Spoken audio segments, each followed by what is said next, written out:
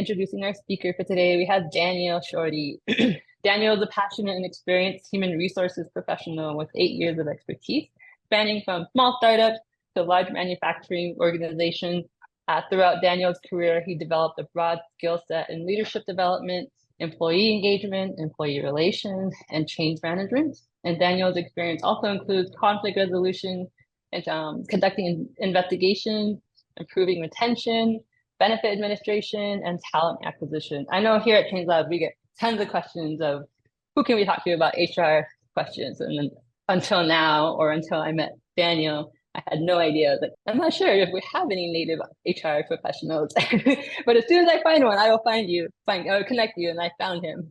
And Daniel is dedicated to fostering positive workplace environments and driving organizational success. So in this first part of the two-part workshop, Daniel will focus on navigating key employment laws for supervisors and business owners, and then I'm sure he will definitely outline the rest of his presentation. So Daniel, thank you so much for being here, and I'm going to turn the time over to you, and I will stop sharing. All right.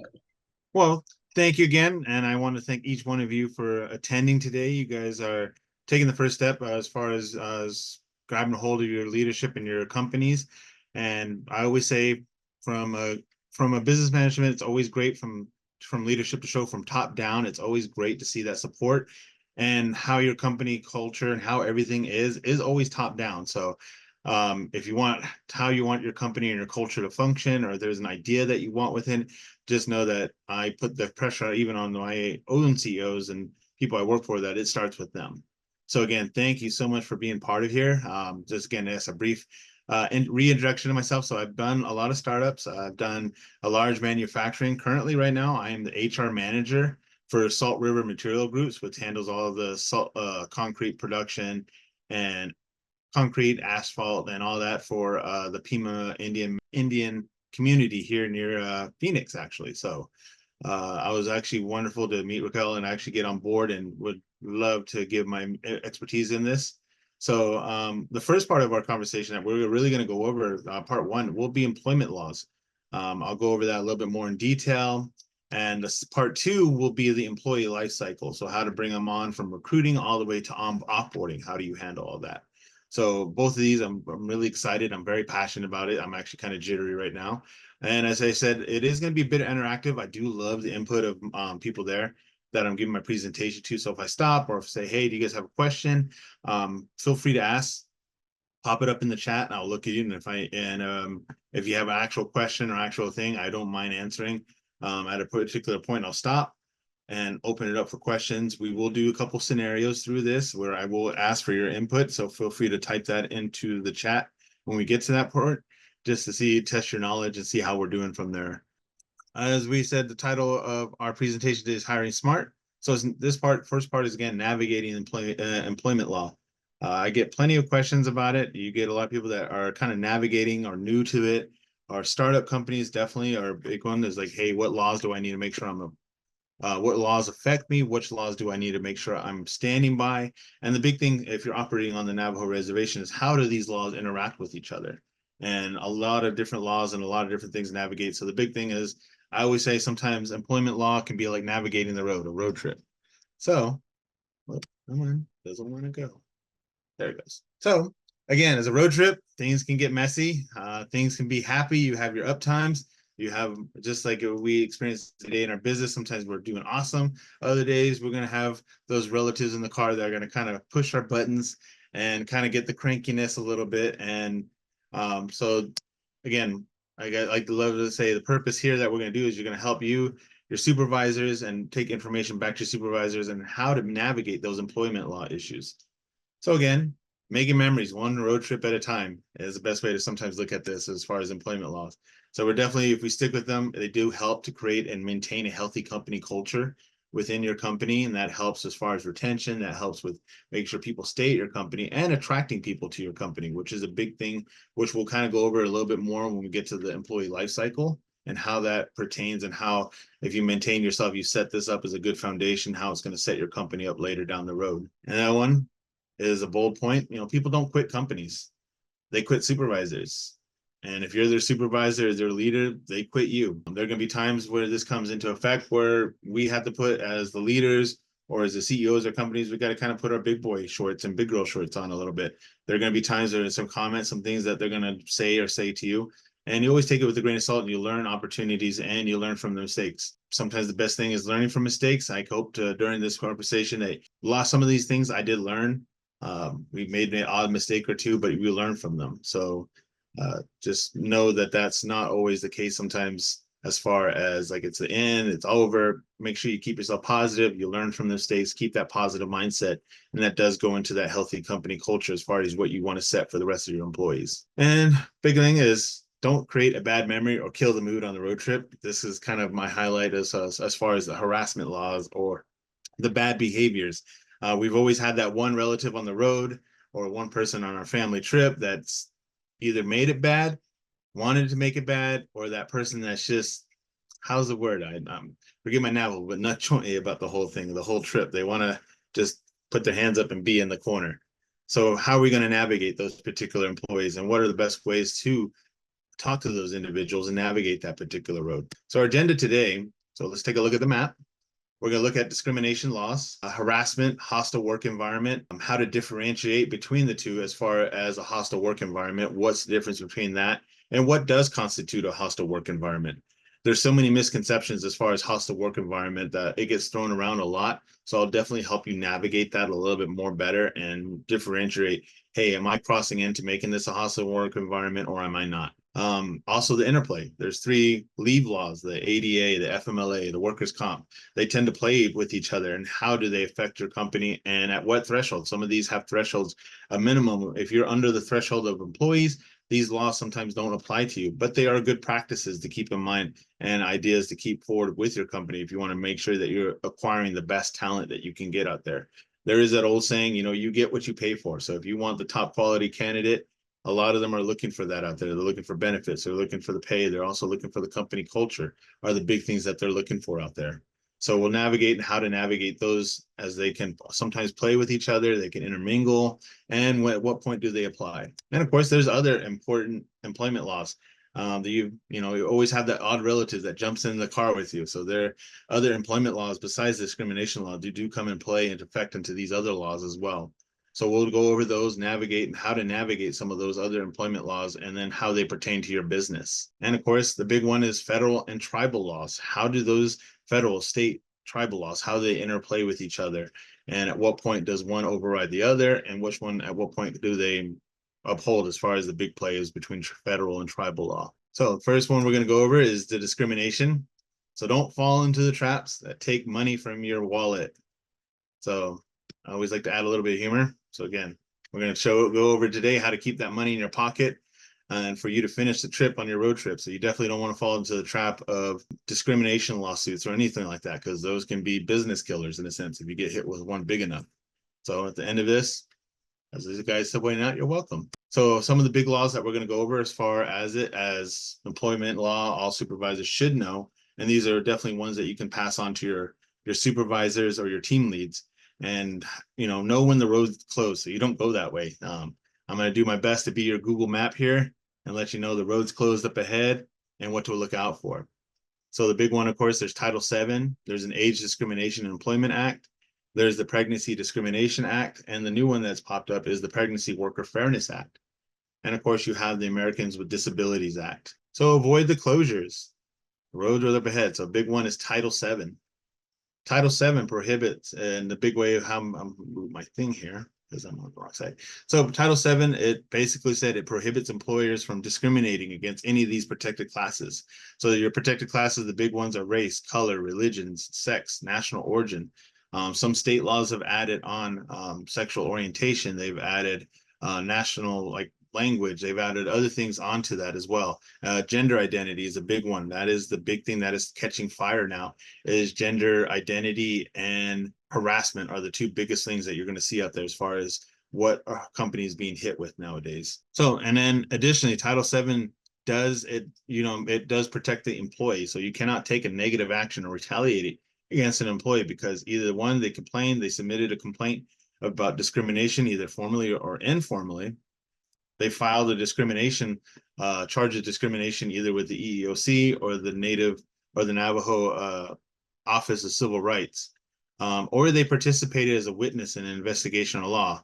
So biggest thing with this one is retaliation is always the key thing that a lot of people fall into. So retaliation could be anything from a change in job behavior, a change you decide to let the person go, you change the hours, you change the workloads, any of that can be seen as retaliation. So it's best to avoid those. Or if you really do, you have the employee afterwards, they submit a change and all of a sudden they don't start doing the work. The best thing I always tell owners and supervisors is always documentation. Documentation is the biggest thing that's going to protect you as a business owner, and it justifies why you're doing some things. So as far as retaliation, what can they apply into? These can apply in following areas of performance evaluation. You turn around, give them a performance evaluation just because they went into any of these areas. That's what they can go back as far as retaliation under the Title VII. Disciplinary procedures. Hey, we decided to let this person go. They're bad for our behavior. They're bad for our company. And access, if you deny them access to training and development, you transfer them, you don't promote them, or I guess the biggest one that rarely happens is promoting them too soon. We put these in here because at some form or another, there has been a court case involving any of these. And you think in your head, who would actually make this and turn down the wrong road? It has happened in the past. So definitely with Title VII, the biggest thing with that is either get a progressive disciplinary policy in place or start the documentation process. Hey, this person didn't. The first thing is, hey, they stopped producing work. A month later, they stopped showing up to work for a brief period of time. We'll kind of go over that, how that interplays a little bit more so. So again, road closure. You don't want to be that guy standing on the side of what the heck did I do? Where am I going? And the next one that we have is the Age Discrimination and Employment Act. This prohibits age discrimination. So when someone hits the age of 40 or older, they are in another protected class. This includes hiring them, firing them, pay, job assignments, promotions, layoffs, training, and any other terms or conditions of employment. As soon as they hit this particular protected class, they are protected. And the biggest thing is just making sure that you're having just cause for doing any of these things. And that's, again, where documentation is going to come key into this. And of course, the new things that are coming up is pregnancy discrimination laws. These, again, are rising up there. We're definitely seeing more of these. First one is Pregnancy Discrimination Act that prohibits discrimination based on pregnancy, childbirth, or any kind of related condition relating to pregnancy. That has to do with hiring, firing, the same thing that you're looking up there, pay, job assignment, promotions, layoffs, trainings, or any other terms or conditions of the employment applies to this as well. And the new thing that's came up is the Pregnant Work Fairness Act. And the big one with this one, it does tie a little bit into the Disability Act. So the employers must provide reasonable accommodations to employees who have known they've let you know, or they've given you a documentation of the physical limitations. And if it's related to pregnancy, childbirth, or any other related medical condition, it's going to fall under this Pregnancy Work Fairness Act as far as protection and what we as the employer are held to. Now, again, reasonable accommodation is going to be the key word. So the reasonable accommodation means it's something that you can do within your business that's not going to hurt. Biggest thing I'd probably throw up, you're not going to throw in an electrical walkway, or you're not going to buy them a new vehicle if it's going to put an undue hardship on your company. But if you try to, adjust their schedule, adjust their workload, try to work with the employee in that way, then you've met your obligation in that sense.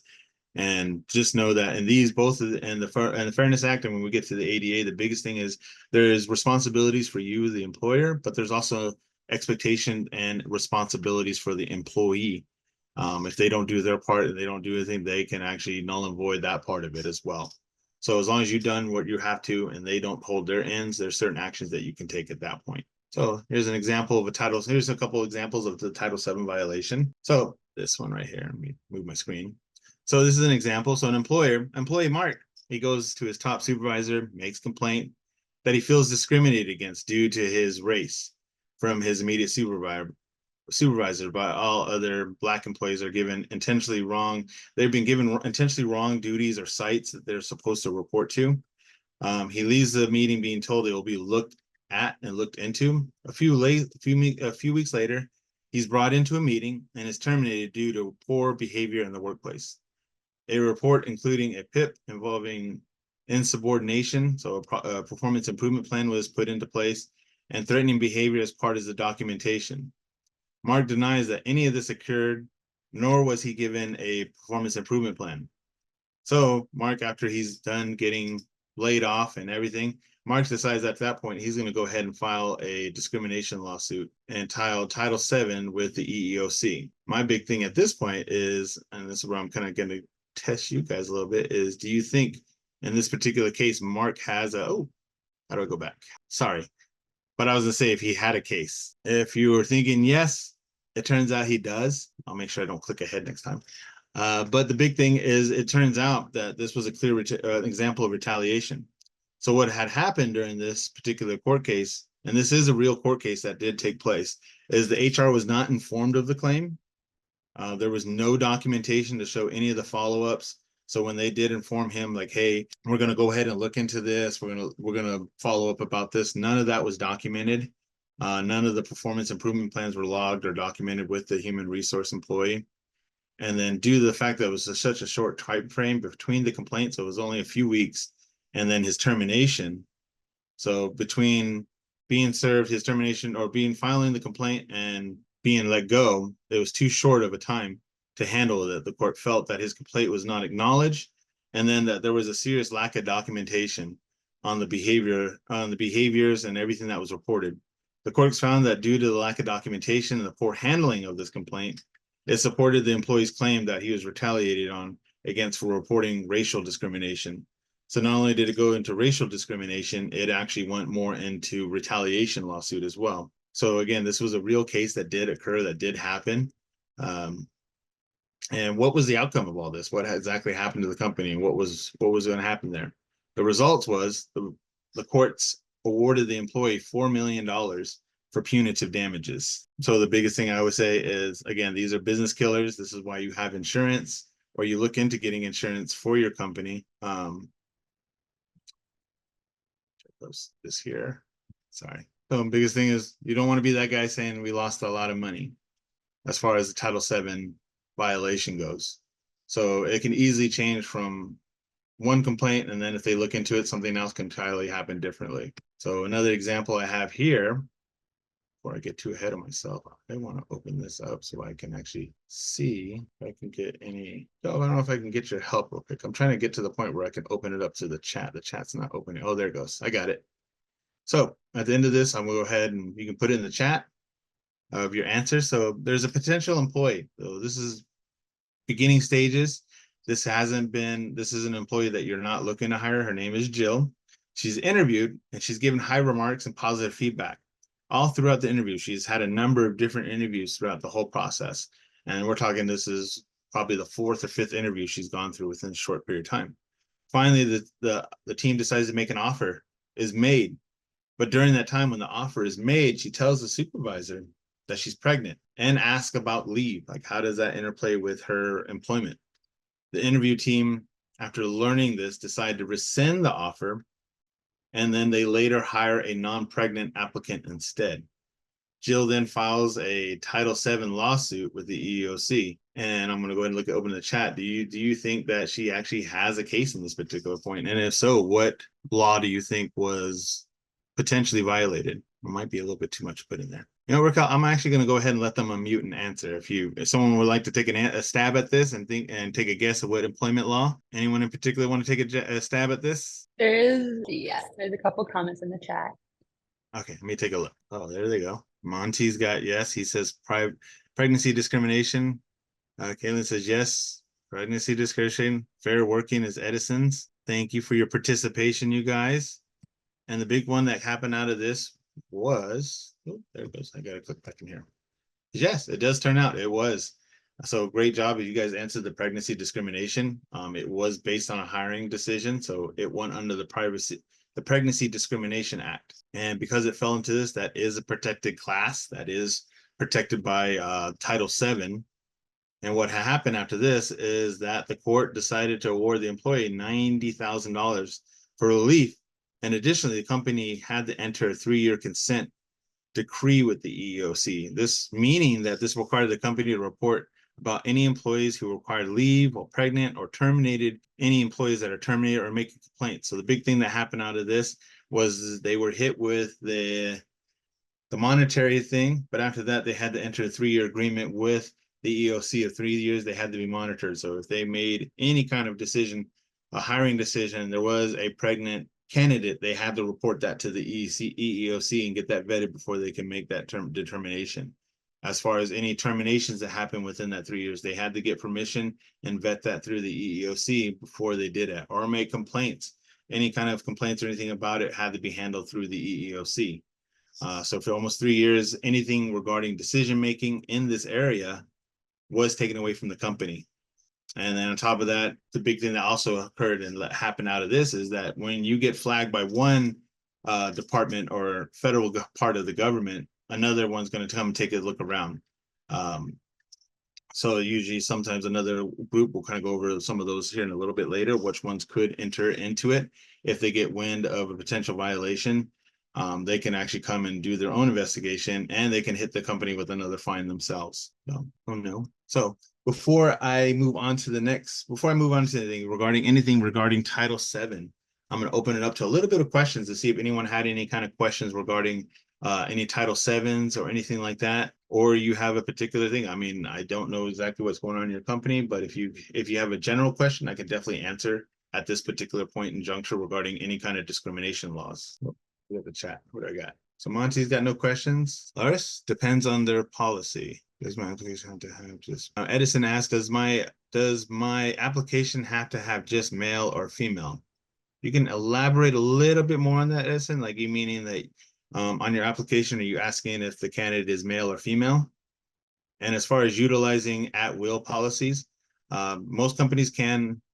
Oh, as far as the transgender and gender identification. Generally with applications, you try not to go into anything that, try to keep things off of your application that does hint at any of the Title VII's protected classes. So you're not going to ask someone on the application if they're married, they're single. You're not going to ask where they're from. In a sense, like if they come from another country, try to avoid some things like that. That's kind of weird because you do need to know where they're from. But if it comes up, a national origin question comes up, person submits an application, they're from Africa or something like that, do your best not to, I guess, see that or make a decision based on like, hey, that person's too far away from us, we're not going to even look at them. The minute you've made that decision, then at some point you have crossed that line as far as making the hiring decisions. But as far as male and female, I wouldn't put that in an application, just because, again, that could land you in some particularly hot water.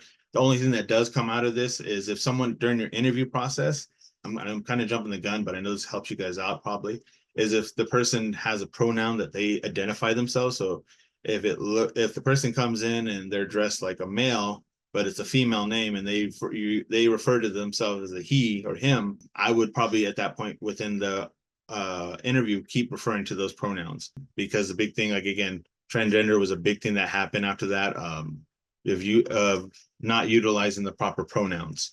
So if someone identifies and got that, then by all means, go ahead and take a look at that. Raquel did post a link regarding Title VII, transgender and all that, gender identification, sexual orientation. Those are pretty murky waters to follow. So definitely dig a little bit more into those, or if you have other questions. As far as at-wills, I will get to at-will and how that federal, that is a possibly a thing you could use as well. However, when you're operating on the Navajo Nation, there are little sub laws that they have for that. So when we get to that point, I'll definitely answer that particular point for you. So we're going to go ahead and got one more question. Let's see what I got. Sorry. There you go. Thank you for that link, Raquel. So we're going to go ahead and move on to harassment and hostile work environments. So don't be the person again dragging down the trip. And how are we going to deal with those particular people, or how are we going to deal with these situations when they do arise at your workplace? And you definitely don't want to be that guy in the car, kind of have the scowl on the face and creating that bad work environment. So harassment, the definition of it is, it's a workplace harassment is unwelcome conduct based on a person's race, color, religion, sex, national origin, their older age, disabilities, or the new one that's come up is genetic information. And what could constitute harassment or unwelcome conduct? What constitute those? Those can often include offensive jokes, objects, pictures, name calling, physical assaults and threats, or intimidation. The last example we had, particularly this morning, is, and one I dealt with, not in my workplace now, but a past work job environment, was we did have a particular employee that had the idea of, he had, for lack of a better word, he had dirty jokes. and they were posted regularly on his phone. He felt the need when they were posted, he would shout them out in the break areas of letting everyone know what the dirty joke of the day was. It got to the point that some people found it very offensive. They didn't like it. It was unwelcome. That particular employee, when we did address it, his issue and his response at that point is, why should it? I was just talking to this guy right next door to me. Why should I care what they over there think about it? And the big thing I always tell people when it comes to harassment or anything like that, any kind of offensive comment, if someone's let you know at one particular point, like they don't like it, they don't appreciate it, it has to stop at that particular point. It doesn't matter if they're part of your conversation or not. If they overhear it, it is definitely something that comes about that way. And what we had to do with that particular employee, again, take a training opportunity, but also explain to him it doesn't matter that, you know, being professional at work was one of our key things, and we wanted to keep that particular part of our culture intact as far as work company culture. And then, of course, big question: when is it illegal? When a person has to endure the offensive comments, becomes a continued part of their employment, and the conduct, or if the conduct is severe or pervasive enough to create a work environment that a reasonable person would consider intimidating, hostile, or abusive. One recent court case I particularly saw was, it was a one and done. This guy brought and had in his locker room had a swastika and had some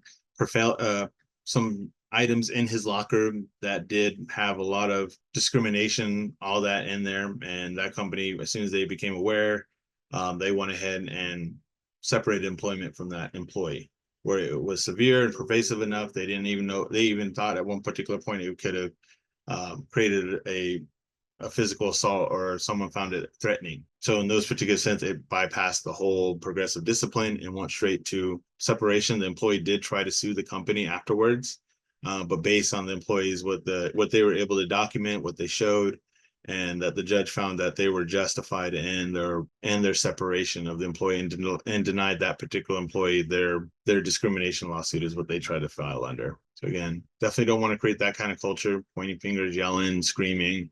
I know at some particular points we've all been a victim to this, and we're unaware of it, or even know sometimes that we sometimes navigate ourselves into that particular situation until someone points it out to us. I've had those conversations with some employees where, hey, this is what happened. They didn't realize that they went into that particular area. They said they did apologize. They were remorseful about it. And then they tried their best at that point to make sure they're more observant of how they carry themselves or their behaviors. And the biggest thing is, we definitely tell supervisors, this applies doubly to you. The biggest thing that sometimes you'll get from your supervisors is, well, they started it. Well, he said this, so I reacted, or they said this particular thing, so I felt the need to go ahead and say something back. Another incident, again, employee said something, the supervisor got out of his truck, chased down the employee, and was talking back to that particular employee. So I had instances of that, or I've had them go onto the work floor and say, hey, I heard you said this, and called out the employee right on the spot. And the biggest thing I'll tell anybody, and I'll tell any supervisor, hey, they're paid the big bucks in a sense, so we can avoid those. And also, it's never who starts it, it gets who gets caught with it. And unfortunately, a lot of times in the court cases, they're going to see, hey, the supervisor or the owner was the one that lost his control. He's the one that showed it. He's the one that should have been known better. And they tend to hold us in that higher regards of that we should have known better. And definitely the biggest thing sometimes is just keeping keys and checks in here. If you're alone with an employee and it gets to the point where they're calling you out, by all means, you can pull out a phone. You can call it and say, hey, I'm going to go ahead and start recording this conversation. Or if you have your own HR or someone within your organization, another supervisor, give them a call, say, hey, I just need you to sit on this call, document that, what was said is what's going to be said here, just so that you aren't caught alone. And the biggest thing, again, is going to be documentation at that particular point, because you don't want to be in the court case of saying, well, you don't want to be caught in the he said, she said. If it gets to that point in the court case and the judge hears he said, she said, they're not going to care about that. So they're going to care about what you can document, as opposed to like, hey, this person was here, this person was a witness, and here's the written statement of what did occur, or here's the recording of our conversation. So again, that plays more into, again, documentation is the biggest thing that's going to help you out. The next one after that is, when it borderlines into sexual harassment. What constitutes sexual harassment? Big thing, it's unwelcome sexual advances or requests for sexual favors. And this include offensive comments about someone's sex or their looks, off comments. So when is it unlawful? It happens so frequent or it's so severe that it constitutes, again, a hostile or intimidating work environment. Or it involves an adverse employment decision. The person's demoted, denied promotion, suspended, or fired. And the big thing you always hear with the fancy word that you hear is quid pro quo. You do this for me, I'll do this for you kind of thing. So you definitely don't want to make sure that you're monitoring that. As far as that, the biggest thing they always do, a good safe habit within your company, is make sure that you have sexual harassment training given every year on a year-to-year basis. So making sure every employee goes through harassment training on a year-to-year is a good way to show you as a company, you as an owner, that you're being proactive as far as preventing this. And then at the end of it, having sign-up sheets or having something saying, hey, send me an email saying that you watched this particular video, or reaching out to legal or training. I'm pretty sure that Change Labs might have something even here regarding sexual harassment that you can give out to your employees as far as what they need and going over that particular thing. So it shows that you're being proactive because you never want to be reactive in a situation. You're always trying to be proactive as best you can and showing the steps and showing that you actually care. So a big one, again, sexual harassment. The example is man on woman is a classic example of sexual harassment. The biggest thing now is somewhat catching is man on man is another one. And then of course the other one that's rare but rarely reported, but it does happen in the workforce, is woman to man. So any of these three are be handled with the same amount of care and diligence. And sometimes a big thing that it can get mishandled in the workplace and can actually sink you a little bit deeper into the legal pool is either scoffing, remarking, because sometimes it was put in one particular lawsuit where a man did make a report saying that he was sexually harassed by his female supervisor, and the supervisor that was above that kind of laughed about it, made an off comment joke about it. The employee felt at that point he wasn't being handled properly, went and filed a complaint with the EEOC, had it documented, and the fact that the company never looked into it at all, again, as our first example showed, they had a lack of documentation regarding that, and the employee won that particular lawsuit with the EEOC. So again, any particular of these situations handled with the same amount of care and diligence, and always remain that constant communication with the person that submitted the claim, just so they don't feel like they're left out, that they felt like they were unheard. So definitely make sure the biggest thing you can do as a supervisor, as a CEO, is having that constant good feedback and letting them know that they were heard, that you're working into it, you're looking into it, and then doing a follow-up at the end of it. After you've done your part, you've looked at what needed to be, and then follow up a statement saying, hey, this is either there was evidence showing that it supported their cause, or there was a lack of evidence. You don't have to go into a whole lot of detail, like I know the first question that most people tend to ask after this is, well, what did you do with the other person? Or what's going to happen to them? You as the supervisor, the CEO, you don't have to give a lot of complaint other than the fact of, hey, it was looked at, we're going to follow through on our end. And because at that point, anything having to do with the employee as far as discipline, anything like that, is under that particular employee. It's not to be shared. It's not to be shared from your point. Now, employees can talk to one another. If it came out from an employee's mouth to another employee, there's nothing you can do to stop that, as long as it comes down to the point that they never heard it from the supervisor or the CEO of the company at that point. So the big one that sometimes it gets thrown out a lot out there is hostile work environment. So a hostile work environment is one where words and actions of a supervisor, manager, or coworker negatively or severely impact another employee's ability to complete their work. As an HR professional, I do see a lot of these, or what some people tend to think is a hostile work environment. But the thing is any employee can be responsible for creating any kind of hostile work environment. And it says here, one second, I gotta move my thing. A true hostile work environment must meet certain legal criteria according to the EEOC or the U.S. Equal Opportunities Commission. An employee hostile work environment could be unwelcome conduct, harassment, again, based on race, sex, pregnancy, religion, national origin, age, disability, or genetics. It's when it's continued and long lasting, or the conduct is so severe enough that environments become intimidating, offensive, or abusive. And what I mean by this one is it comes up a lot is I'll get people that come into my office sometimes and saying, hey, my boss just called me an idiot or yelled at me like I'm an idiot, or that person over there said something off key. again, you always want to recognize, understand it. It's like, hey, okay, I get what you're saying. I'm sorry that happened, and that it will be looked at least. But the big thing is what can constitute the big difference between a hostile work environment is if one day your manager comes in, particularly one day he has a bad day and he calls you an idiot on the first day or yells at you, is it an unprofessional behavior? Yes. Will it have to be followed under probably your progressive discipline? Most definitely. But it doesn't constitute a hostile work environment. The big difference between these two is that if he did it one day, okay, but if he did it over the course of an entire week and it was day after day after day after day after day, then at that point, that particular supervisor has created that hostile work environment at that point. Or it can be like 3 days.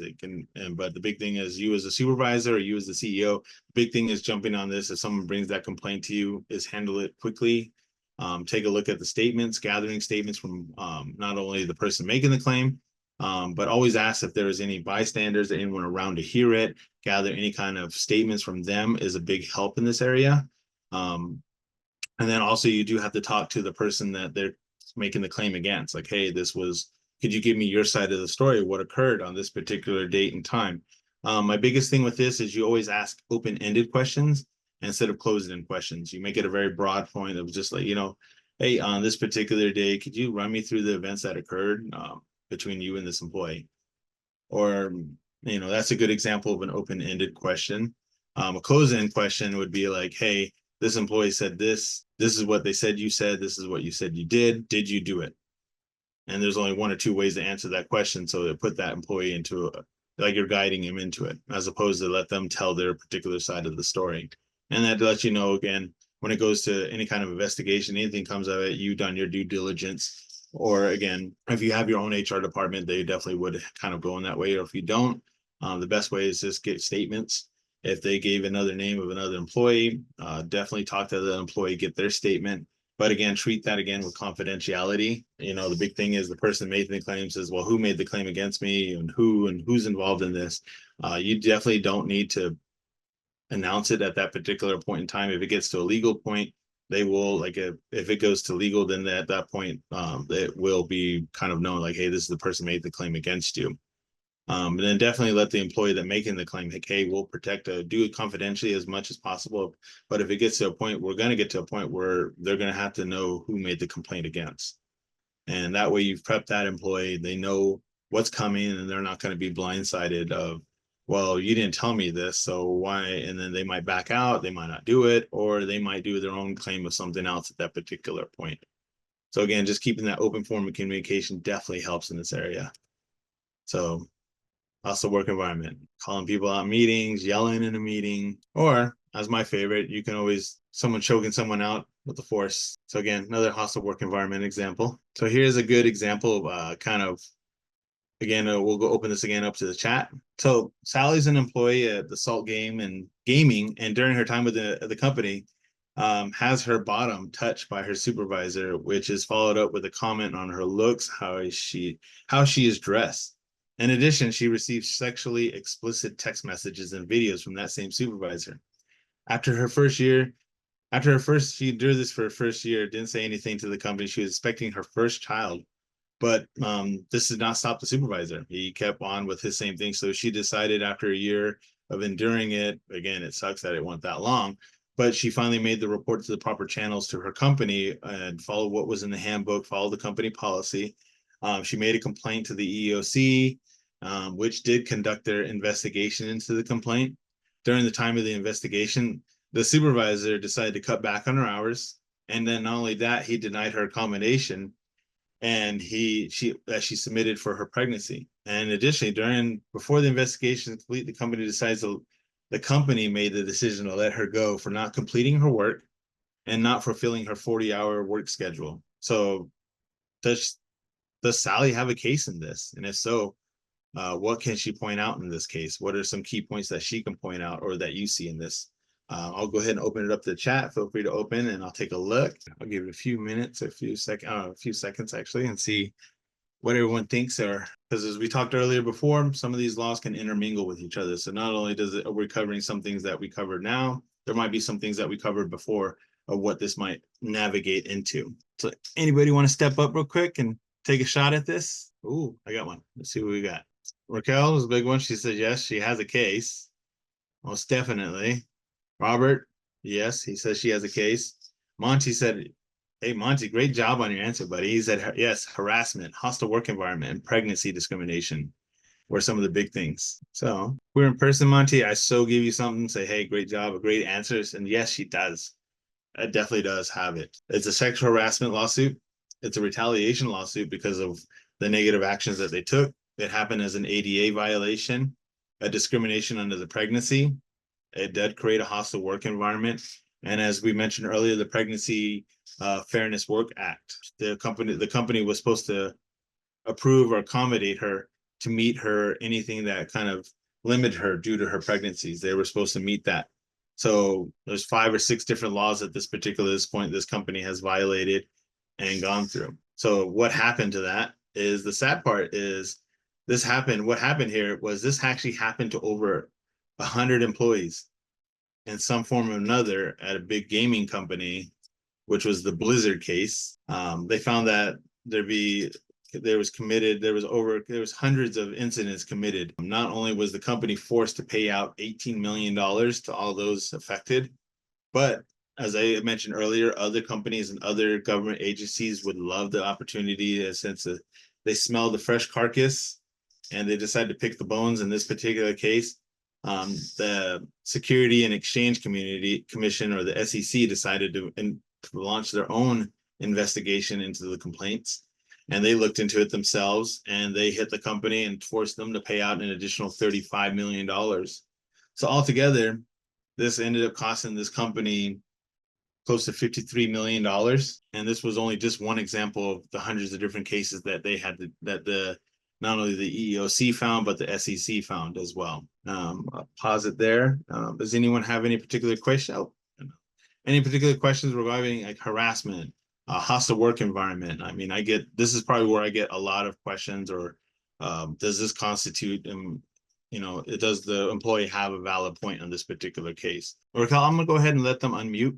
I know they might have a long question for me in this particular point. So if you have a question, feel free to unmute yourself and ask a question. I'll definitely hear it out. If you have anything regarding any of this, Monty's got no questions from me. Anyone else have any particular questions regarding hostile work environment or harassment, or ways to navigate it? Give it a minute. All right. Okay. So I'm gonna go ahead and move forward. So the next part is we've all had that particular part in a road trip where we had no service zone. There was no way to get a call out. And the best way, sometimes they say in HR, we definitely call this sometimes the Bermuda Triangle, as far as navigating the ADA, FMLA, workers' comp, handling these particular things. So not only can they intermingle with each other, all 3 of them can be affected at the same time. And I get some people that say, do we have to, especially with some startup companies, do we have to honor this, or do we have to go through this? Does this affect us? So what are they? What are the 3 that we have? So the ADA is the American Disability Act. So this prohibits discrimination against employees or applicants who qualify with a disability. It requires employers to provide reasonable accommodations to individuals with disability, as long as this doesn't create any undue hardship to the company. So as long as it's adjustment in schedule, if it's something that's not going to bankrupt your company, the best way is just trying to do your best to have that open communication of trying to meet that particular person's need or disability. And then the Pregnancy Fairness Workers Act does follow under ADA. ADA does handle any kind of disputes or any kind of claim in that area, just because, again, you have to meet a reasonable accommodation. FMLA is the Family Medical Leave Act. So this is protected unpaid leave for any of the reasons to care for themselves, the birth of a child, adopting a child, or any military related absences is what FMLA covers and what it provides. And the big key thing here is it's unpaid, but it's protected leave. Of course, after that, the next one is workers' comp. It's just an insurance that helps provide cash benefits or medical care for employees that are injured or become ill as a direct result of their job. So again, ADA, FMLA, and workers' comp. And again, how do they work and what do they give?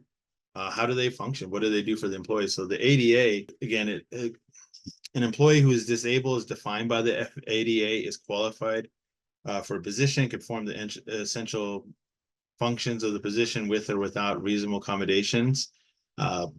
big thing with this one, how you can navigate this particular one is your job descriptions.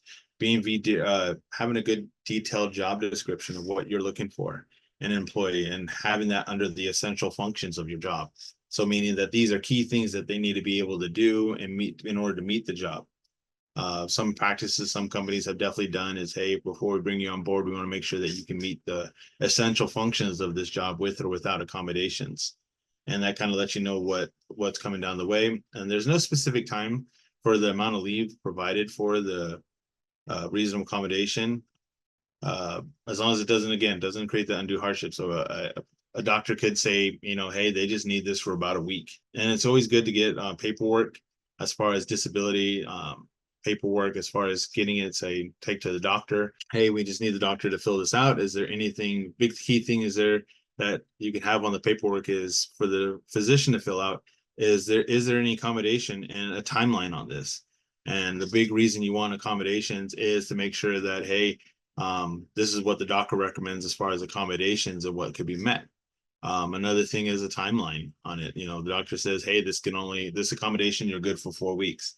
So after 4 weeks, the employee is expected to come back with no accommodations and resume normal job duties. So that involves you having to give them modified duties or modified job schedule during that time of leave after the 4 weeks. If they haven't, unless they provide you with something along the way at the end of those 4 weeks, if they haven't provided anything, then they're expected at that particular point to meet the job description and go back to full duty with no accommodations. And if they decide the last minute, like, hey, I need more, the biggest thing that you can say at that point is, I need written documentation at this point. So scenario in this point is, if you go to the end of the 4 weeks and at the end of the 4 weeks, the employee says to you like, well, I still need more time. The biggest thing you can come back at that point is, hey, why don't you go ahead and go get the doctor's notice? And at that point, there is a just cause at that point to put them on leave.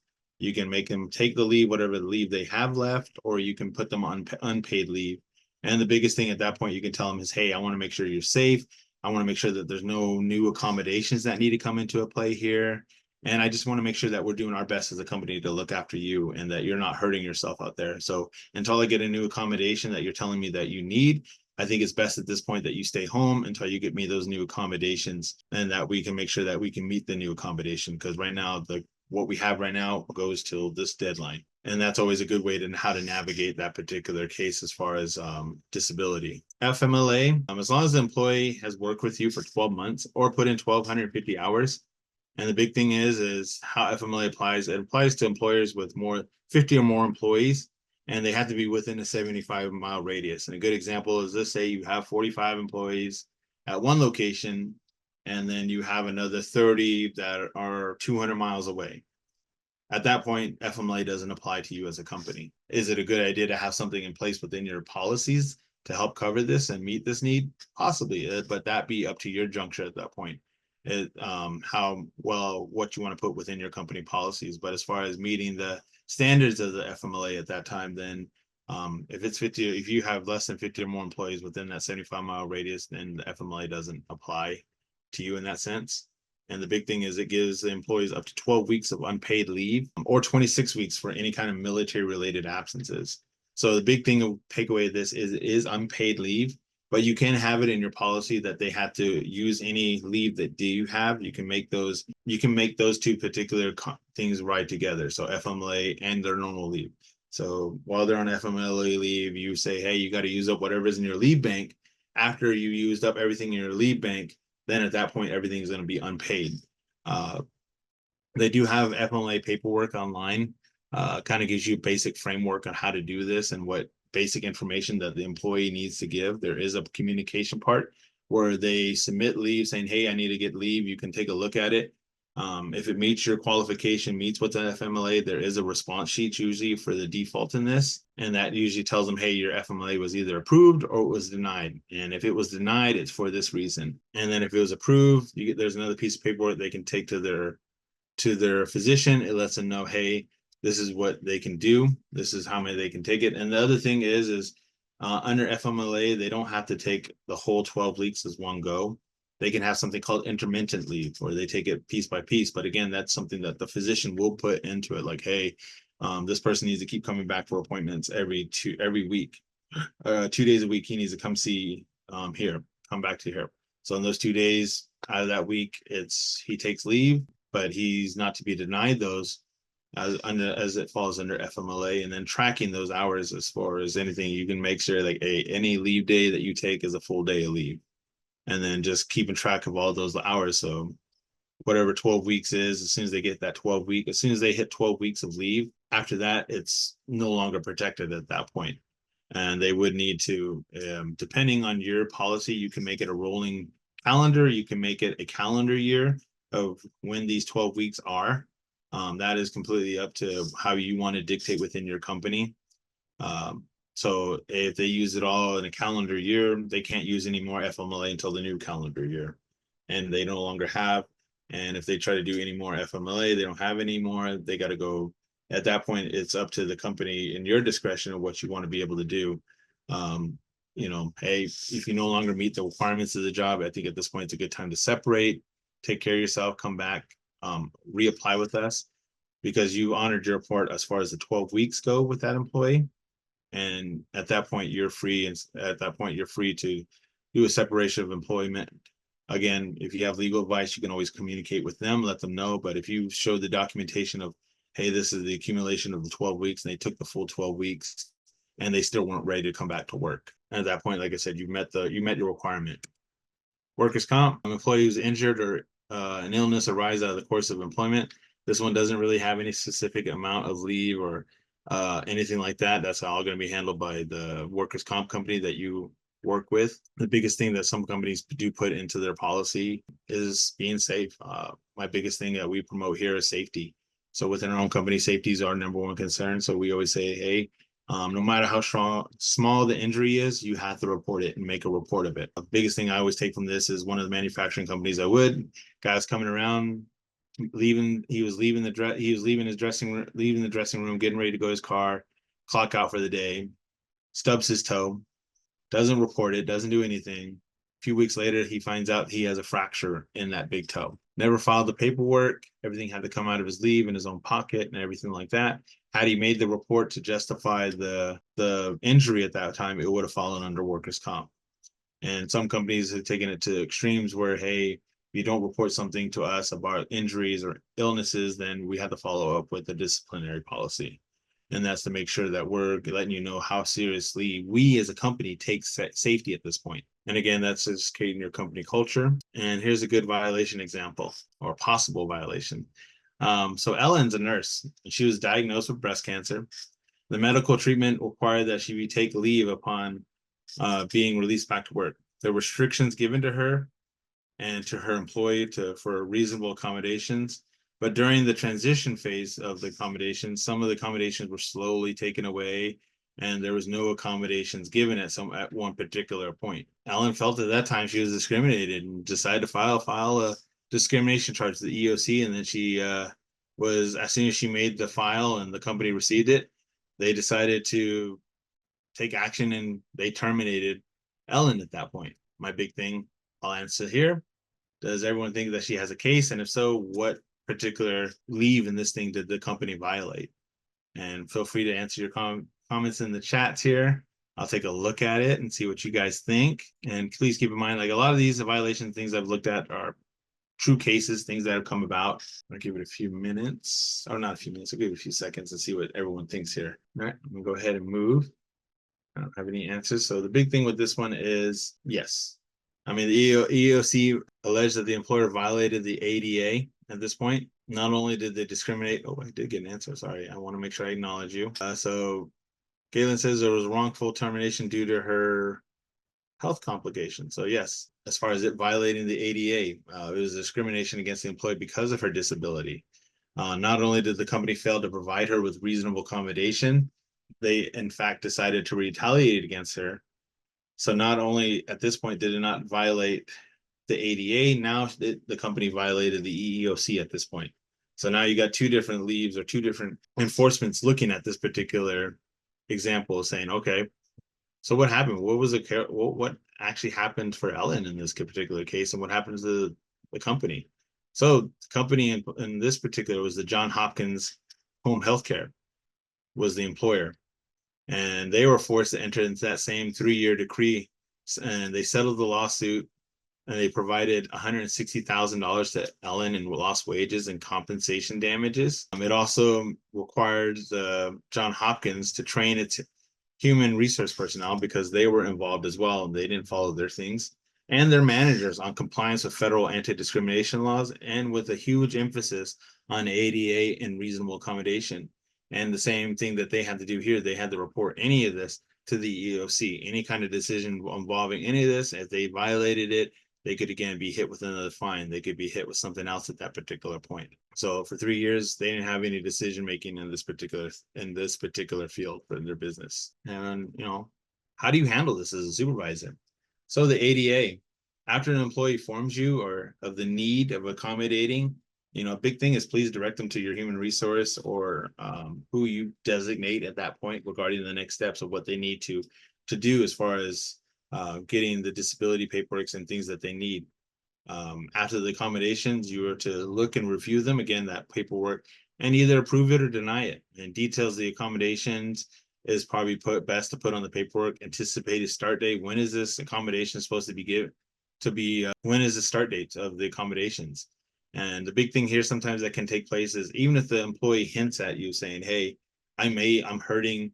A good example here is, hey, I guess a good example is, "Hey, my back's been hurting the last few days." And they might be one of your laborers or something like that. You as the employer say, "Hey, I think you should go see human resources, or I think you need to see the person that you guys designate for this particular area. Go see them about this being a possible disability." Because if you were to ignore that and it did come through the investigation of, "Hey, I did tell my supervisor at this particular date and time that, hey, I was hurting and I wasn't provided anything." Again, this is another safe practice where you can be proactive instead of reactive. So that way, again, it shows you as the employer, as the supervisor that you're carrying, you're continuing that culture that you want to promote. FMLA, how do we handle FMLA? If an employee does inform you that they need it, it's like, hey, so they come to you and say, I may need this, or, I have a new baby come in, or I need to take care of things, I need to take care of myself, or I might need to be out of work for a while. Again, the next step is they inform the human resources, or again, your designee in that particular point, and let them begin the application. And of course, you can look at your company and see if you fall under it. If you don't fall under FMLA leave, you may have something within your own policies or procedures. Some of the startups I've been with, we kind of modeled the same thing that FMLA does, just to make sure that we're in a safe practice.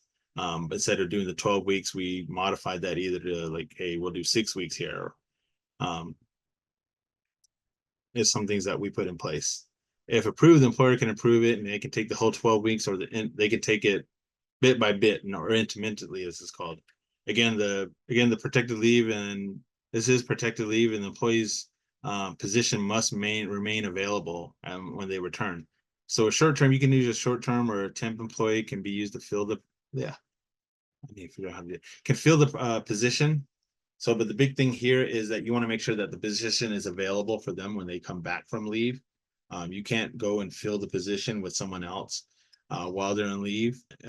Again, you can use a temp, you can do a short-term employee saying, hey, this is the only, and again, most people put that in their job description or hiring when they're doing it. This is a short-term assignment. We just need someone for this amount of time until someone returns. And that's something you can always put in there, but make sure that biggest practice at this point is just handling that transition when they come back. Workers' comp. In order to qualify for the, they must immediately report any injury sustained at work, no matter how slight, to their supervisor and or human resources safety department. It's always a good practice to have someone that's there in charge of safety and that can handle the workers' comp paperwork. Failure to do so immediately. Biggest thing is they may file a workers' comp, but whoever you have as your workers' comp insurance, they could look at it and they could deny the coverage. And it's up to them. And I always let employees know, yeah, you can submit the claim. Workers' comp's going to look at it and they may approve or deny it, and it will be at their decision level. So that way it lets the employee know, like, hey, this isn't our decision, this is another party, and they're going to go through with what they need to at that point. So a good violation, a good one here, a good example is like Tim's a mechanic at a car dealership. He's been with the company for 8 months and is expecting a child. He's already taken leave during the pregnancy and exhausted all his leave. So when his child is born, there's no leave left in his tank. He has nothing left. He talks to his supervisor prior, And the supervisor approves the leave of taking care of his child without knowing that Tim has used all his leave. After 3 weeks on the expected return date, Tim was expected to return, but after 3 days, he's done no call, no show. In addition to this, throughout the whole 12, within that whole 12 weeks of leave, he's given no updates. He's given no communication to his supervisor, no thing to nobody. He passed the timeline given to the request, and the company decided to move forward with termination according to the company's attendance policy. And now, upon hearing his termination, Tim decides to go and file a discrimination lawsuit with the EEOC. So, does Tim have a particular case in this? And I'll open it up, give a quick minute, real quick, and see what you guys think on this. Does he have a case on this? Does he have something against the company for doing this? Monty, I don't think so. Anyone else have what they think on this? All right, so I'm gonna move on. And this particular thing, I'm gonna give shout outs again to Monty. Monty's my A student here today. Oh, I got another one. Who's got it? Doesn't. Robert said he doesn't have anything. There's no case. And no, Tim does not have a case in this. And the big thing is under the FMLA, he's not worked the full 12 months of the 1,250 hours to qualify for FMLA. And not only that, the employee, even in that, FMLA does have responsibilities and things like that the employee was supposed to communicate with the employer, let them know, hey, this is what's going on, keep them in good communication. And the company was perfectly justified in aligning it with their company policy, saying, hey, he didn't follow the policy, failed to return. So we decided to move forward with it. And we documented, we gave him this leave, and he took additional leave on top of that. So we did move forward. So in this case, again, there's nothing there that Tim can go ahead and do about. And I have another duplicate. I'll go past this one. So I think in the interest of time, I'm gonna move it up a little bit.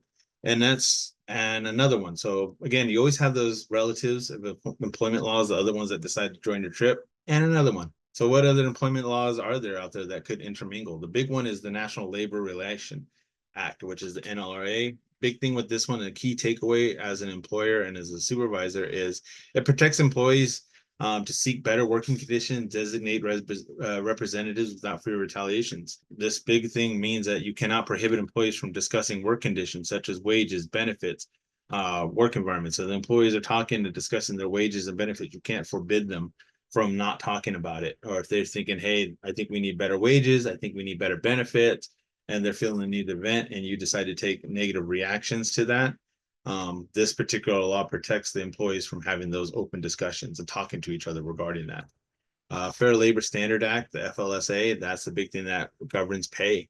The Wage and Hours Division enforces this act. If you actually go onto the Wage and Hours Division LinkedIn page, they're always posting things about how they go back and they get people that are either improperly designated between contractors and employers. So there's a test that the Wage and Hours Division gives, is how whether you determine an employee is a contractor, or you determine an employee is an employee of your company. The big thing is a quick thing is, if you tell the employee they have a work schedule, they're supposed to be here at a certain time, they're an employee. If they're free to make their own hours, they come and go as they please, but you're still paying them and you're not overseeing them directly, it's a good chance they're probably a contractor. But again, I would default to the Wage and Hour divisions and make that test and see if you are designating them correctly as far as your payroll, because you definitely don't want to be caught on the other end of them looking into that. Thank you so much. There is a link on the chat board as far as Department of Labor and how to showcase that. And the big one is OSHA after that. OSHA sets the safety laws and standards. They conduct investigations. They make sure that they're providing a safe and healthy work environment. And the big thing with OSHA is they can issue fines and citations, not only on yearly, but they can do a day-to-day citations. If you don't, they'll keep adding on more and more citations if you don't follow up on what they're asking you for. And they can actually do a temporary shutdown of your business. After a set time, they can shut you down until you meet all the standards of what they're asking you for. And of course, HIPAA, make sure that you treat any kind of information that the employee has as far as their health information. You get anything like that, you make sure it's protected, it's in a safe spot, it's in a confined space, and you limit access to as far as any kind of health information that the employee gives you. It is a criminal violation when an employer wrongfully or knowingly gives access, obtains it, or transmits it without the authorization of the employee. So a big thing with this is make sure you have their health and their anything related to health in a safe, secure place, and that it has limited access. Only a certain number of people can get it. And it has to be job related. So not everyone should have access to this. So generally a good safekeeping is usually you keep an HR person or you keep a benefits person that keeps all that.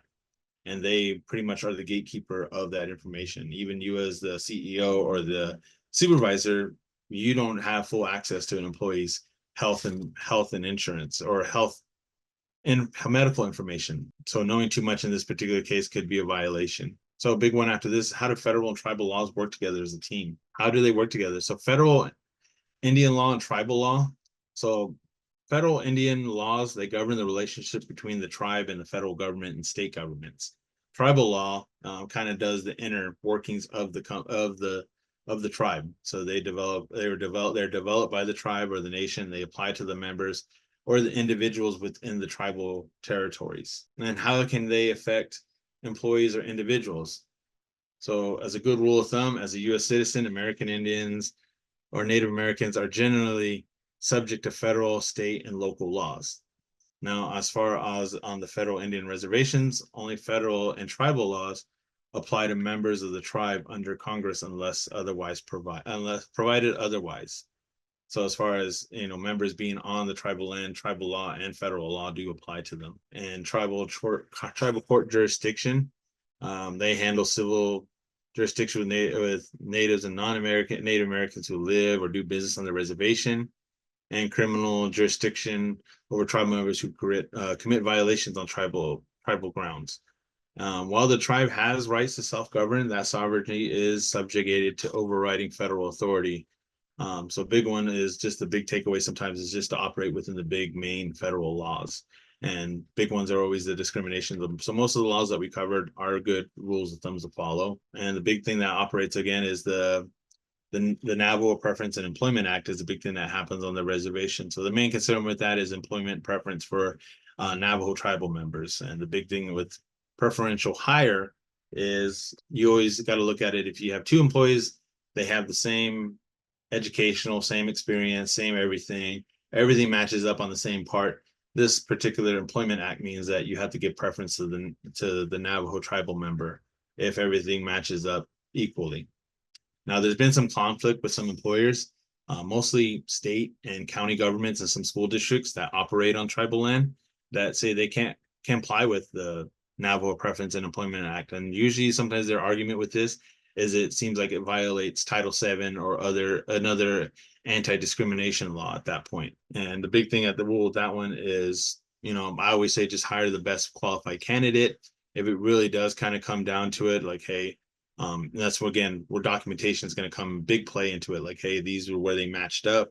They all matched up the same way. And at the end of it, we follow the Employment Act because we're on tribal land. So we went with the Navajo tribal member, but everything was as far as anything between these employees, if it comes down to that. And again, going into it, handles that with employees. The big other takeaway that was mentioned earlier was the at will. So another key part of the NPEA is a provision requiring all employers to provide written notice of just cause. So you got to provide just cause to discipline an employee for suspension, termination, or any kind of adverse action. Now, this differs from federal government and from surrounding areas that they operate at will policy, meaning that they can separate either you or the employee could separate contract or separate employment for any reason, any reason at all. But the just cause means you have this, as far as this provision, you have to provide more of a written notice. You have to provide a little bit more steps of firing or writing up someone. So the just cause is a requirement, but sometimes it's not an absolute. And the NPEA does recognize at-will status on the case-to-case. The big one that it doesn't, that it's like a no-go or no, is when it's with Navajo Nation government employees. At that point, so a big question they're asking is, how can they ensure that they're following the tribal, state, and federal employment laws? Especially like the big one is with startup companies. We did have I was part of a transport company that operated on tribal land. And again, we kind of saw a lot of the federal laws. We tend to just go ahead and mimic those within our own company. just to keep a safe rule of thumb and to make sure that we didn't avoid anything. The only thing that did come down to sometimes was this particular act, as far as the Employment Act of Navajo preference. And I think that big one with that is, sometimes you don't really run into it too much, because if you're in the heart deep of the tribal lands and you're hiring, good chance you're hiring Navajo tribal members at that particular point. But if it ever comes down to like, hey, I got these 2 employees that are great, everything's on the up and up, at that point, the preference acts would kind of kept into effect. Or sometimes in some instances, the best thing we did is if we needed both and we had the opportunity, we had it within our budget, sometimes we hired both those candidates just because it helped avoid particular points at that time and make sure there's no more things. So the last kind of bullet point, employee believes that employers have violated any of this, they can go to the Office of Navajo Nation Labor Relations, and that's very similar to the EEOC. So tribal members can go to that particular agency, and if you get a report from them, treat it the same way you would do with any kind of equal EEOC complaint at that point. So kind of closing things down, winding it down a little bit here was, discrimination laws. These are kind of, the big one is those are non-negotiables. So I would always make sure within your business that you're following those discrimination laws that we discussed earlier. And again, those are non-negotiable. Those are, as we saw some of those examples, those can tend to be business killers. If you don't have the insurance or things that come at that point, then it's going to come out of your own pocket paying for those. Harassment, hostile work environment, definitely providing a safe work environment for all, and navigating hostile work environment. If it's repetitive day after day, everything like that, if it's continued, then it's definitely met that hostile work environment. If it's a single instance, doesn't mean that it's less of anything. It means you as a CEO, you deal with it, you talk to that particular supervisor and make sure that it doesn't happen again. But if it doesn't get to you and it continues, or if at that point, if you don't want to deal with it and it gets going more, then we definitely cross over into the hostile work environment at that particular point. So with this one, it's always good being proactive instead of reactive. And of course, ADA, FMLA, workers' comp, understanding how those 3 can work together. And they can come together, they can work separately, they can how they interact with one another. And then again, we're going to put some good links here as far as anything. And if you have any other questions regarding some of that, I'll have my contact information here put at the end. If you have any questions, I'd love to, as best I can, help you. I'm not an attorney in any particular way, but I'll do my best to help navigate, because I know it can kind of be scary, intimidating, especially when you're first starting out or you're doing a small startup. And a lot of times CEOs and supervisors, they don't come across this very often. They don't have to deal with this. And that's usually the big need of why you need an HR in your particular office and helping you navigate this. And of course, knowing the other laws that kind of stay up. So it's always good to stay on top of any kind of news. My biggest thing is I actually submit to SHRM, which is the Society of Human Resource Management, and they do a great job of providing links. They provide like, hey, these are new laws that are coming out. They give you the updates, and they're usually my communication line of how I stay on top of any kind of new laws coming out there. How are they going to affect? If I have a question, they usually provide a service too for like if you have an employment law question or something, they can help provide resources as well. So if you can't find a way to get an HR department in your particular area, that's a good resource. It's just a yearly membership. And if you sign up for it, you get, I think, 10 questions a year you can ask them, and they'll help you navigate. If you really are kind of struggling in a certain area, you don't know how to deal with a particular situation, they can definitely help you. They do have a lot of templates and basic paperwork, and they can actually help you. They think they even have a template for a workbook, for a handbook if you need help with any kind of writing templates. They definitely do a great job. And it's definitely one I used a lot when I first started out in my career. And my first job, I did start up with a startup company. So I was kind of flung into the HR world. And that was probably one of the biggest resources that definitely helped me navigate those. And then also reach out, because SHRM has a lot of people that do answer it. They have people that have been doing HR for 20 odd years, and they've seen it all, done it all. And I sometimes find myself to asking them the question of like, hey, it's always changing. HR, employment law, all that is always on a constant change. Can you probably the membership to help with HR issuing questions again? So it's the name of the organization is called Society of Human Resource Management, or SHRM, SHRM is a good, just type that into Google, it'll bring you up. And that's an awesome, great source for you to be able to utilize. And also attending some of their conferences and things like that. I've met plenty of other individuals that do human resourcing, and you might get lucky. Maybe someone there might be. I had some people that were looking for new jobs and new opportunities. I think that's how I found one of my other companies I ended up moving to, is we were talking about it and decided to offer me a job at another company. So at a manufacturing company. So a wonderful opportunity. Definitely look it up if you can't afford, or you can't, having a hard time with. Thank you, Raquel. That is the website there. As far as getting what you need, it's in the chat box. So you're going to go to shrm.org and definitely pay that membership fee that they have. And it's a great resource for you guys to reach out if you can't have your own in-house HR. And again, tribal law, they're a bit tricky to navigate, but safe practice sometimes with it is just to kind of follow federal and state laws. Is generally a good safe thumb. If you just need the basic roadmap of, hey, I just need to know what's a safe, how can I make the best decision, then following any kind of established federal or state law would probably be the best practice, is what I've used in the past regarding that. So in closing, I definitely want to say thank you to everyone it is, and you being the leader, you guys being the CEOs or the supervisors of your companies, I want to give you guys a great shout out. You guys are investing in yourselves, and you're going to make a wonderful company. I can't wait to see what you guys are going to do, and I'm glad that I can contribute. And now, and kind of going a little bit more, I kind of hinted at it. The next session that I'm going to go over is the employee life cycle. It's like, hey, how do I get the best recruitment? How do I get someone to come to my company? How do I set myself up? Okay, now you got them to your company. Now what? How do I onboard them? How do I make sure that they stay? Because the big thing is, guess what? Well, the first 90 days of employment are the most crucial when you're bringing someone on board. That's when you can lose them or you can keep them. So we'll go over best practices, how to do that, how to do interviews, how to handle while they're with you. How do you maintain them? How do you retain the star talent that you want? How do you keep them there within your company? Because once you find that good employee, you definitely don't want to let them go. But on the off chance, if they decide to leave your company, what's a good leaving practice? How can you improve your company? How can they contribute to your company to make you better? And also, if you handle that transition right, sometimes some people will leave for grass is greener on the other side. They'll go and find out grass is not greener, but then they realize, hey, you guys still treated me good. Even when I left your company, you guys did an awesome job of offboarding me, that I know I left a good company. I would love to come back and work.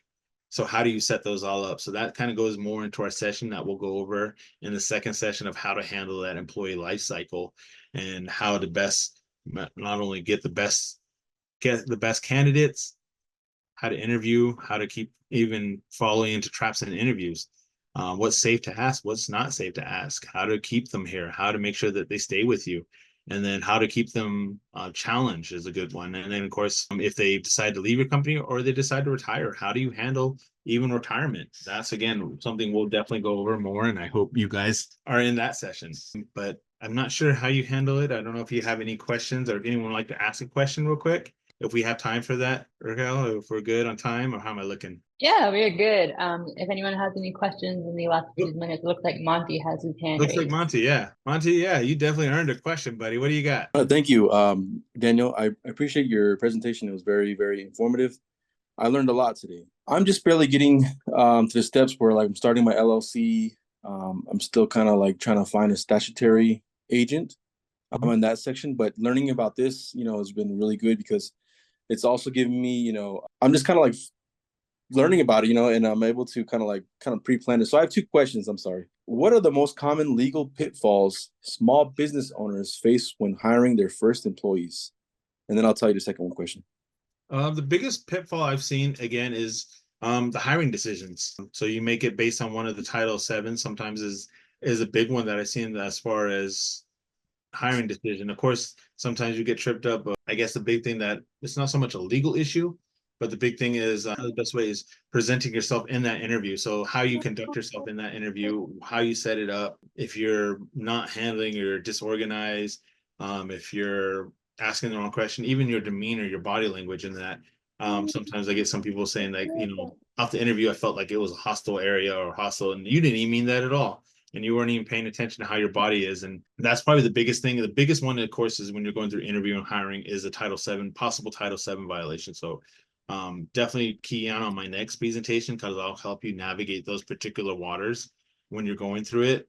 But if you feel like you're asking a question, and I'll kind of make it quick. If you feel like you're asking a question on that borderlines any of those Title VII protected classes, then it's probably not the right question to ask in an interview. So biggest thing is sometimes some people will open, I'll give a good quick example, is they'll open up with, tell me about yourself. And then in that one sentence, that person can say, well, I'm a single, white, divorced, female living with my girlfriend, and this is what we're doing.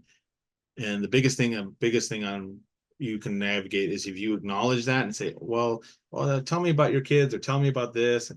Then you kind of ran into that murky water. And that's usually the pitfall I see a lot of employers or new managers fall into. And like I said, on my second one, the best thing, I'll give you some best practices on how to navigate that. So, but for right now, best practice is if you feel like you're violating or you're going in a way where any of that is, the best practice is kind of steer it away, don't acknowledge. Not that you're trying to be mean, but you're like, you just kind of say, well, okay, let's go ahead and we'll discuss this. And you just kind of move the conversation back to where you want it to be. And you're not going down that particular road of like, you're not crossing that Title VII. That's the biggest one. I've always seen a lot of new owners and CEOs or new managers always fall into that pitfall. All right. I don't know if I have time for my second question, but go ahead. What do you got? How can I ensure my screen printing shop is compliant with OSHA standards for safety? As far as OSHA, ooh, that's a good one. Sometimes you can actually ask if you need help. You can definitely reach out to OSHA themselves, and they can help come. I mean, they'll come in and do an not so much an investigation. They'll do like something to just take a look at your shop, and then they'll give you a list like, hey, these are things we found that need to be up to compliance. And then they'll come back later on and check that you made those.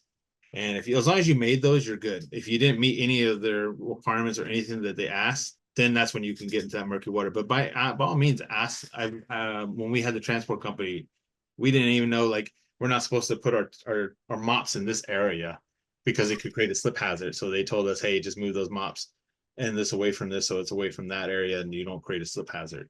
And they can definitely come in and take a look, like, hey, they'll tell you this needs a guard, this needs this. And they can give you like a basic safety walkthrough and just let you know, like, hey, these are violations we saw. Just make sure they're fixed by the time we come back.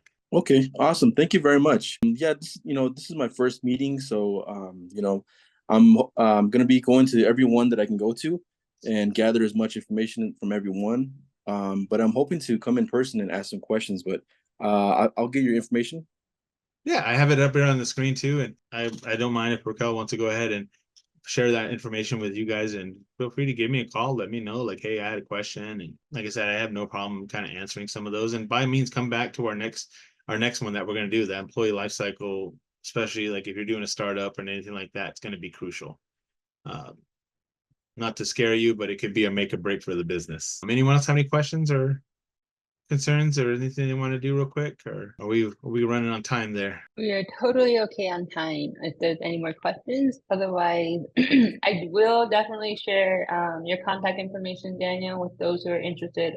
And then there are a few people who had to drop off, it looks like, so I'm sure they would appreciate your contact information. Otherwise, if you don't mind, I will take screen sharing back really quickly. Yes. All right. No, you're fine. And let's see. Awesome. So this is the event that we have coming up that Daniel just mentioned. We are going to have part 2, including the life cycle of the hiring process of onboarding and bringing on your employees, the selection process, everything that Daniel very much better highlighted than I am doing right now. But the registration link is online on our website, nativestartup.org/events. And then you can sign up now. If you have any questions, you can send those over to myself or even to Daniel so that we can prepare for your questions with this presentation. And then if you have any other questions as far as like getting in contact with Daniel, you can reach out to us. If you have any questions about Change Labs, if you missed the intro that I did of Change Labs and all of our services and our programs that we have here, if you have any questions about the eShip Hub here in Tuba City, you can feel free to reach out. Otherwise, I hope you all have a really great and safe evening. Daniel, please stay cool down there. I heard about your record-breaking weather down there, and not jealous at all. I hope you get to come visit our hub very soon, and we will see you all later.